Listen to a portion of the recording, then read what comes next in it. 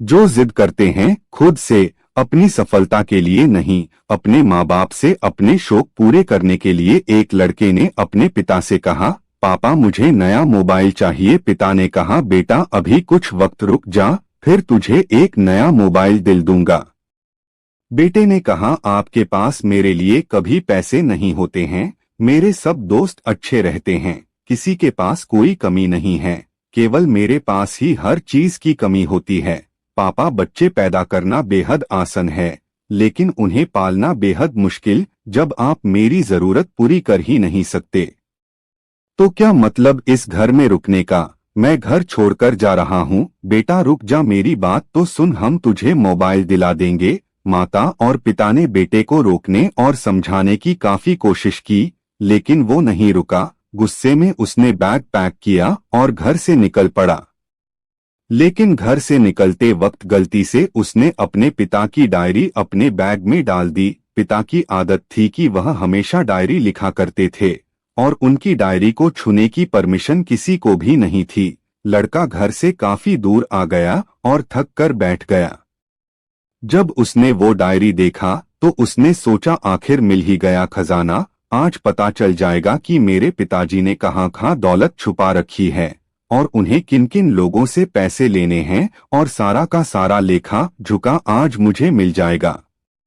बेटे को लगा इस डायरी में पिताजी की सारी लेन देन का हिसाब होगा। जैसे ही लड़के ने उस डायरी को पढ़ना शुरू किया, उसकी आंखों से आंसू बहाने लगे। डायरी की शुरुआती पन्नों में बेटे को जो बाइक दिलाई थी उसका हिसाब लिखा था, जिसकी ईएमआई पिताजी अभी तक चुका रहे थे।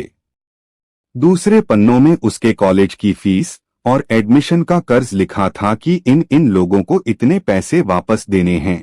और सबसे आखिरी पन्ने पर लिखा था कि बेटे को अब मोबाइल दिलाना है, उसके लिए मुझे कौन कौन उधार दे सकता है, उन सभी लोगों के नाम लिखे हुए थे।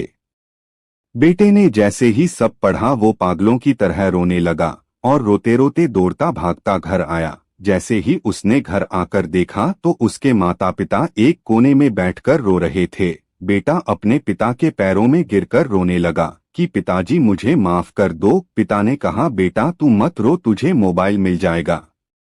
बेटे ने कहा, पिताजी मुझे आपसे कुछ नहीं चाहिए, मुझे पता चल चुका है आप इस डायरी में हम लोगों से क्या छुपाते थे। मैं अब आपको कोई काम नहीं करने दूंगा, मैं मेहनत करके सब कुछ ठीक करूंगा। ये सुनकर पिताजी ने बेटे को गले से लगा लिया।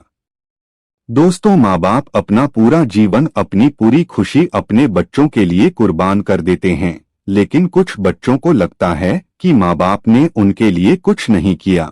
वह कभी आपको अपनी समस्या नहीं बताते, भले ही वह कितनी ही बड़ी समस्या से गुजर रहे हो। रिश्तेदार भी उन्हें नीचा दिखाते होंगे तो भी वो सह लेते होंगे, लोग भी ताने मारते होंगे तो भी वो सह लेते होंगे, लेकिन आपसे अपनी समस्या कभी शेयर नहीं करते, क्योंकि वो आपको कभी दुखी नहीं देखना चाहते हैं।